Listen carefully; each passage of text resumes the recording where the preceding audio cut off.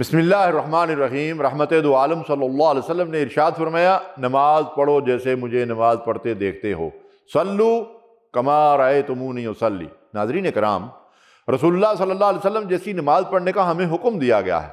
آپ صلی اللہ علیہ وسلم کی نماز کا جو ظاہری انداز تھا وہ تکبیر تحریمہ سے لے کر سلام پھیرنے تک انتہائی سکون، اطمینان اور خشوع اور خضوع سے بھرپور ہوتا تھا۔ آپ صلی اللہ علیہ وسلم نماز کے دوران قیام فرماتے تو نظریں جھکائے، ہاتھ باندھے، ایک فرم بردار غلام کی طرح اللہ کے حضور کھڑے ہوتے۔ آپ صلی اللہ علیہ وسلم ٹھہر ٹھہر کر قرآن مجید کی تلاوت فرمایا کرتے تھے۔ رکوع اور سجود میں مکمل سکون کے ساتھ لمبی تسبیحات پڑھتے اور خوب دعائیں فرماتے۔ آپ صلی اللہ علیہ وسلم رکوع کے بعد قیام کی حالت میں بھی تسبیحات پڑھتے اور یہ قیام رکوع کی مدت کے برابر طویل ہوتا تھا، سبحان اللہ۔ اسی طرح سجدے میں بھی آپ صلی اللہ علیہ وسلم طویل وقت گزارتے اور دو سجدوں کے درمیان بھی اتنا ہی وقت بیٹھ کر تسبیحات پڑھتے۔ آخری تشہد میں آپ صلی اللہ علیہ وسلم اطمینان سے بیٹھ کر درود شریف پڑھتے اور دعائیں فرماتے، اس کے بعد دائیں اور بائیں سلام پھیر کر اپنی نماز مکمل کرتے۔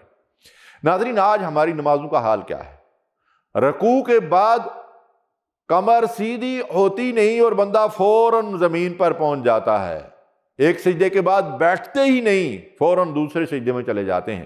نماز میں پڑھی جانے والی دعائیں اور تلاوت فرفر اور بے توجہی کے ساتھ دہرائی جاتی ہیں۔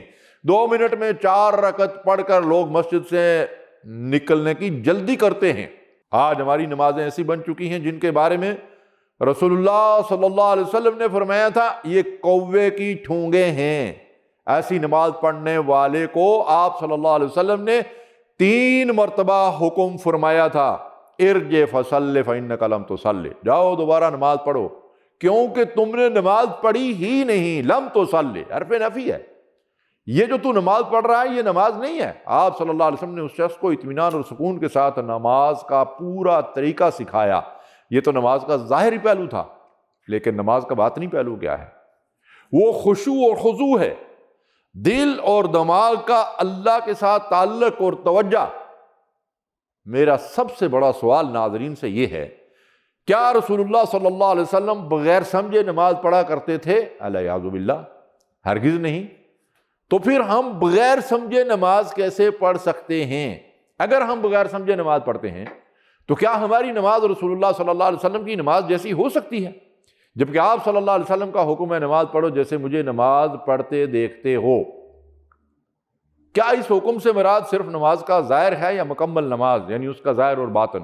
ہمیں اپنی نماز کو درست کرنا ہوگا، ہمیں یہ سمجھنا ہوگا کہ نماز میں کیا پڑھتے ہیں تاکہ ہماری نماز رسول اللہ صلی اللہ علیہ وسلم کی نماز جیسی ہو اور اللہ کے حضور قبولیت کا درجہ حاصل ہو۔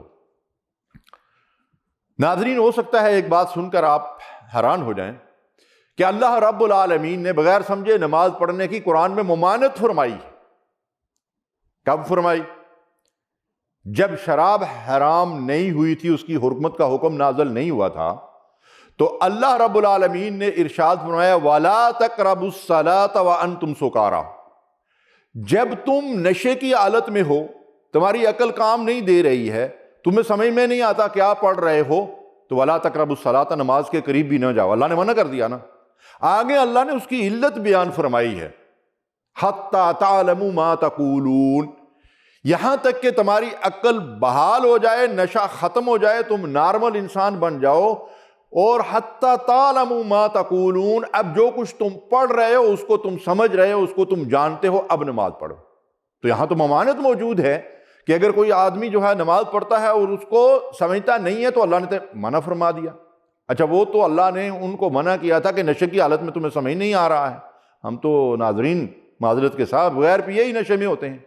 ہماری پڑھنے والوں کی اکثریت جو ہے انہیں نہیں معلوم کہ ہم نماز میں کیا پڑھتے ہیں۔